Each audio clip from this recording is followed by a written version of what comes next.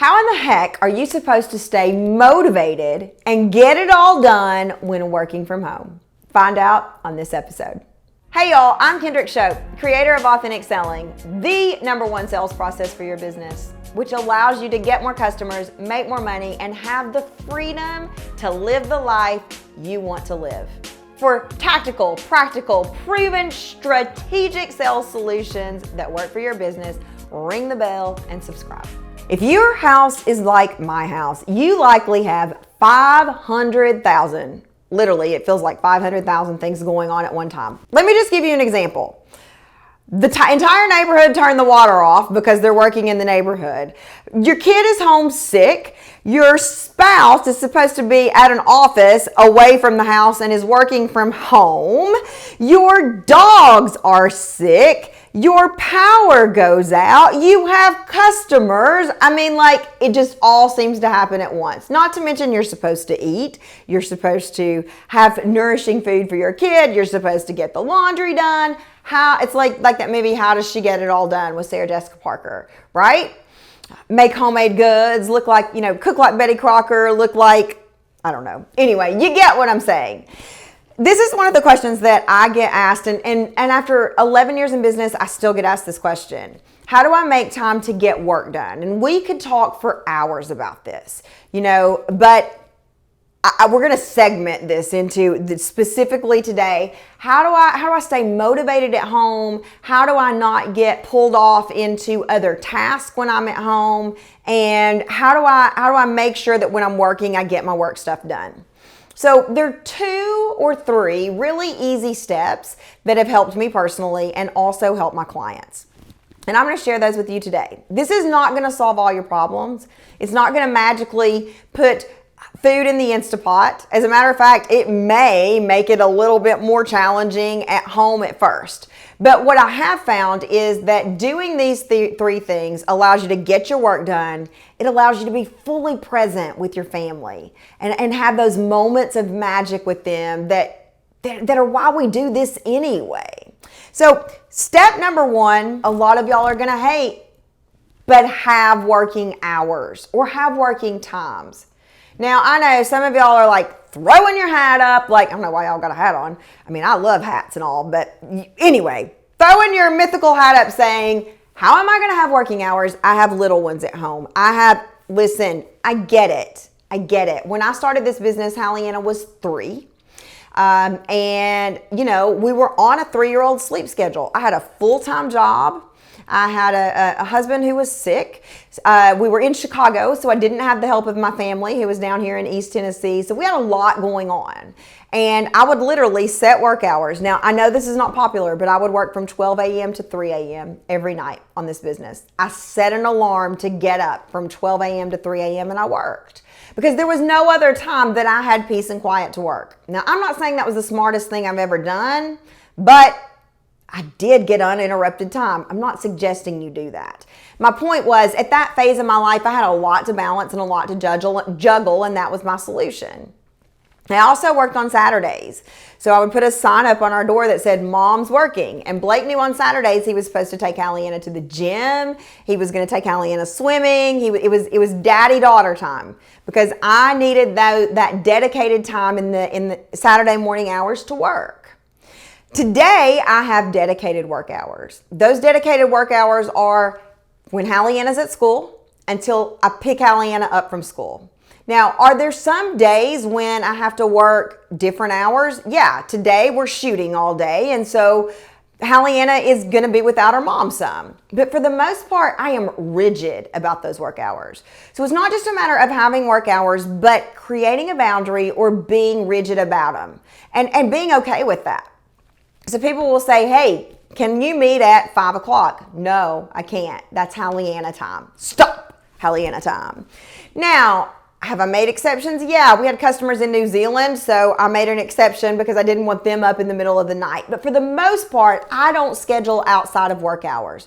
So step #1 to getting motivation and keeping motivation and getting your work done is set work hours. They don't have to be 8 to 5. Whatever works for you. I take Fridays off. Friday is a no meeting. It is a Kendrick day. It is schedule my own coaching, schedule my own therapy. Man, I do a lot of work on myself. Get my hair cut, get my nails done, whatever. It is my time. Be at Hallianna School. So step number 1 is schedule work hours. Step number 2, y'all, this is so important. Have a dedicated working space. 11 years ago, a woman came through. She was in that, y'all may have heard me tell the stories of I did 100 mini sessions for free. Well, she was in that first 100 mini sessions I did, and she said, you told me to get a dedicated workspace. She has 6 children. She said, you told me to get a dedicated workspace. I just talked to her this year. So 11 years later, she said that changed my life. Changed my life. Have a dedicated workspace. Now, no, I'm not saying you go out and say, hey, that southern saucy redneck Kendrick said we need to buy a new house so I can have a dedicated workspace. But I am saying find a space where you don't have to set up and take down every morning. Whether that's a guest room. When I started, we had an office in my bedroom. I had a divider that went up between it, and that was my workspace. And I had my posters up, and it wasn't necessarily pretty, but my computer was there, my notes were there. It was my office. If possible, have a door.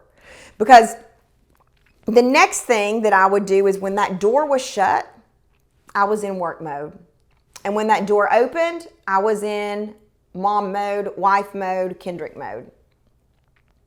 The third thing to stay motivated at work and to get work done so that you're not always working is when you're at work, act like you have a boss looking over your shoulder.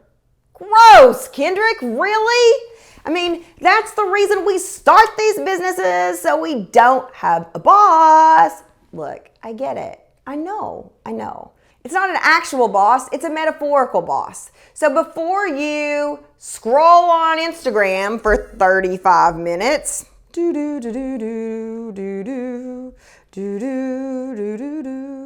ask yourself, would I do this in front of a boss? Because you are the boss. Before you hold for 4 hours with Verizon or AT&T or whomever, ask yourself, would I do this in front of the boss? Before you book your next vacation, ask yourself, would I do this in front of the boss? Now remember, you're the boss, so you can make any decision that you want. But the point here is what we often do is we get our dedicated workspace, we get our dedicated work hours, and then we spend time, I'm just going to run in here and put this in the crock pot. I'm just going to run in here and put laundry in. I'm just going to make this quick phone call. And then your entire work time has been spent doing house time. It doesn't work. So when I walk into the office, usually I like to have a door to close and I am in work mode. And no, there's not a boss. I can go in my sweats. I can go in my PJs. I can go throw something in the crock pot if I need to, but I usually don't because I am working as if I had checked in and worked in front of a boss. Now, I don't want to make this too rigid. Be rigid about your work hours. Don't be rigid about this. There are days when I take a nap in the middle of the day. And I wouldn't take a nap in front of a boss, but there are days when I'm like, this is in my best interest. This is in everybody's best interest. I'm going to take a nap. So use your best judgment here. But 3 ways that I have found to stay motivated and not have work bleed over into personal are, number 1, set work hours. Set work hours and make sure that those work hours end and give you some time with your kids if you're a parent. Number 2, and don't bend or break those. Make that the exception if you bend or break those. Number 2, have a dedicated workspace. Have your space where your stuff lives, where give your business a place to live, because the energy of your business is not the energy of your home.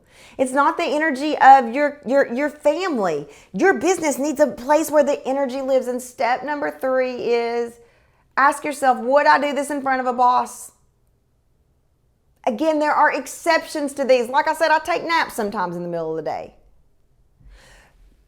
But when you run your business, the way that brick and mortar businesses run, you will find that you get so much more done in more time. When you're not just jetting out to throw the laundry from the wash to the dryer, when you're not jetting out to put the roast in the crock pot, you will get so much more work done that it frees up time for you to do those things at home.